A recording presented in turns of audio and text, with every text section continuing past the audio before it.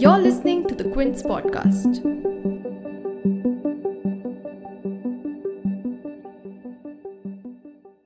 The date is 11th October. Chinese President Xi Jinping is in India for a 2-day informal summit with Prime Minister Narendra Modi. The two of them are expected to hold comprehensive talks on several regional and international issues. What's the significance of Jinping's visit, especially after Article 370's abrogation? And how will this summit affect India and China's relationship? Well, that's what we're going to tell you.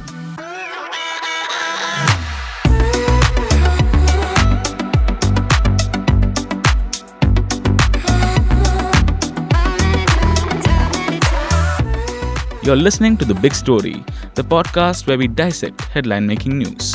I'm your host, Vishnu Gopinath. Today we're telling you what Chinese President Xi Jinping will be doing on his 2-day visit to India and what effect it'll have on India and China's relationship. I'll be joined today by our foreign affairs correspondent, Quint and senior journalist Manoj Joshi, as well as defense expert PK Sehgal. So don't go anywhere. First, let me tell you what Xi and PM Modi have planned for their 2-day meet, and then we'll tell you what it could lead to. So, Xi landed in Chennai's Mamallapuram on 11th October afternoon. The first stop on the itinerary? A guided tour of 3 monuments in Mamallapuram: the Shore Temple, Arjuna's Penance, and the Panchrathas, followed by a cultural performance at the Shore Temple, and wrapping up day 1 with a dinner hosted by the Prime Minister. Day 2 starts with a tete-a-tete between the two leaders, followed by delegation-level talks. After this, Xi will attend lunch hosted by Modi and finally leave for Chennai airport to board his flight to Nepal. So, what is this informal meet going to be about? And how do recent developments factor in? For this, I'll go to our foreign affairs correspondent, Kinta Jos. So, this summit is happening under quite a sour note. Because China has just recently given quite strong backing to Pakistan over the abrogation of Article 370 in Kashmir. And on top of that, China even succeeded in having closed-door consultations at the UN with member states on Kashmir, which is something that will have really incensed India because India has always been prickly about external interference in Kashmir. For India's part, earlier this month, it undertook an unprecedented military exercise in Arunachal Pradesh called Him Vijay, which is a move that would usually elicit some kind of comment from China because China considers Arunachal southern Tibet as in part of its own territory. So it always pays quite close attention to what happens in Arunachal Pradesh. But this time the Chinese Foreign Ministry spokesperson flat out denied that the exercise even happened.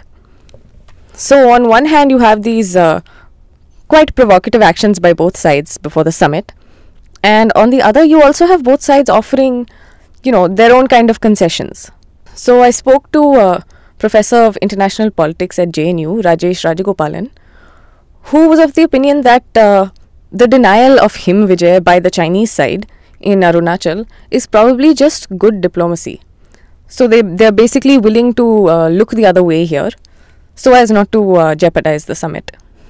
As for India's concessions, as it were, Tamil Nadu police has been charging and detaining dozens of Tibetan activists and protesters from gathering anywhere near Z.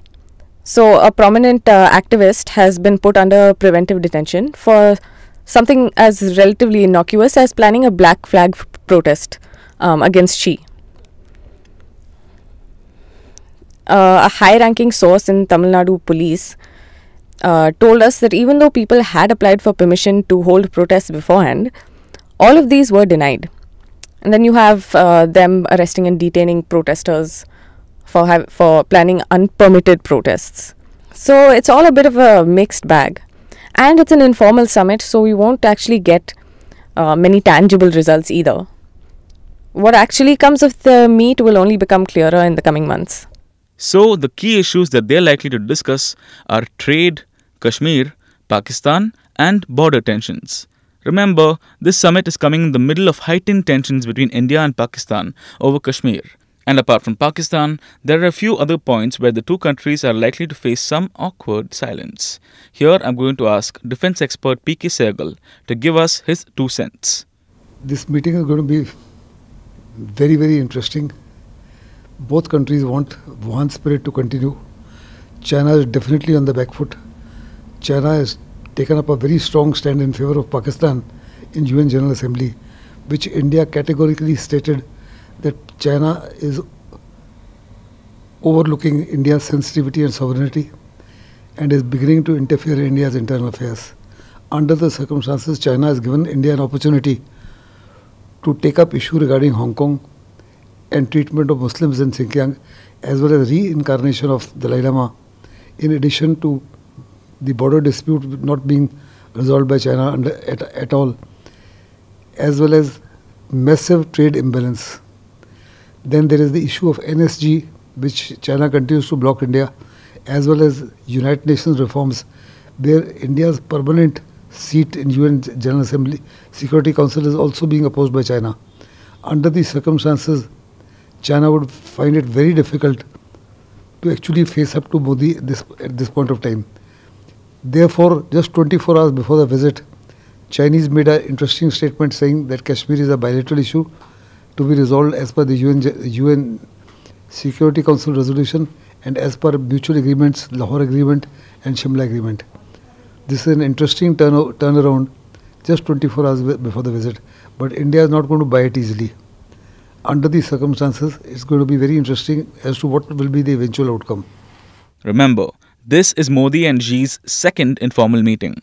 The first one came in China's Wuhan last year, right in the middle of the Doklam standoff. So that one was pretty tense and maybe a little uncomfortable.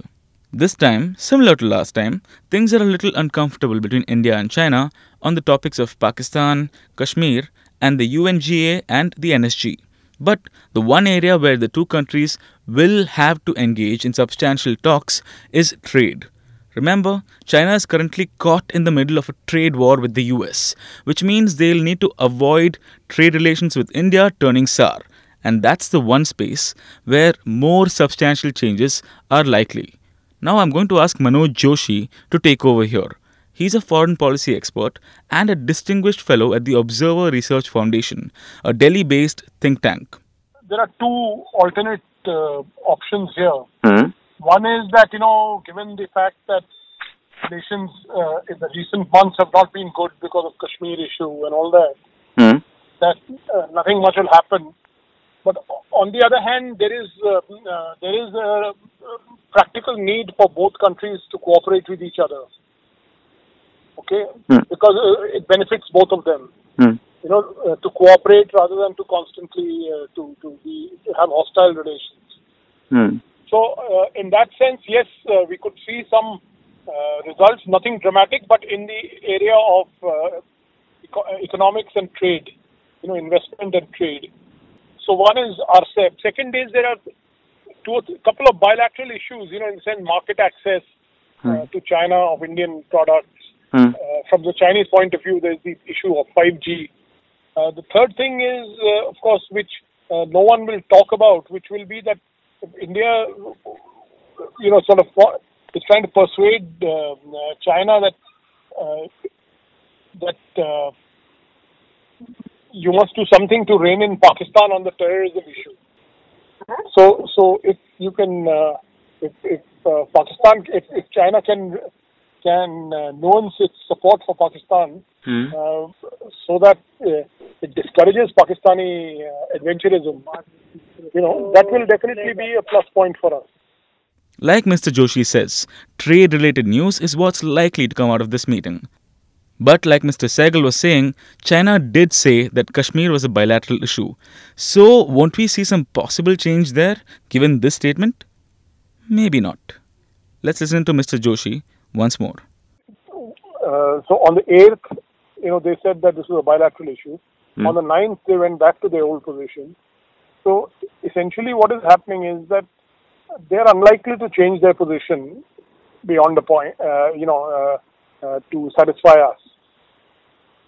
There is too much at stake as far as they're concerned. So they're not going to change their position. And that is that. And finally, India is being pressured by the US to ban Chinese manufacturer Huawei from India's 5G network. That's another thing that's definitely on the agenda, and it will be tabled at the summit. I'll let Mr. Joshi explain once more, and then we'll quickly wrap up. You see, what will happen is that this thing is supposed to discuss big strategic overarching issues and strategic issues and things like that. Mm-hmm. But both sides will also put forward their smaller issues also. Everything will be on the table in the informal summit. Mm. So it's up to you. You have some crib, you have some issue that you want to take up. Definitely those will also come up. So what trade-related developments are we going to hear about? What political developments will we get? Find out on the next episode of the Big Story podcast. And don't forget, if you like this podcast and want to hear more like it, you can check out the Quint's podcast channel on Apple Podcasts, Google Podcasts, JioSaavn, Spotify, Radio.com, Stitcher, Castbox, and more or less any other popular podcast platform that's out there right now. And that's all we have for you on this edition of The Big Story. Join us again next time for another edition of The Big Story podcast.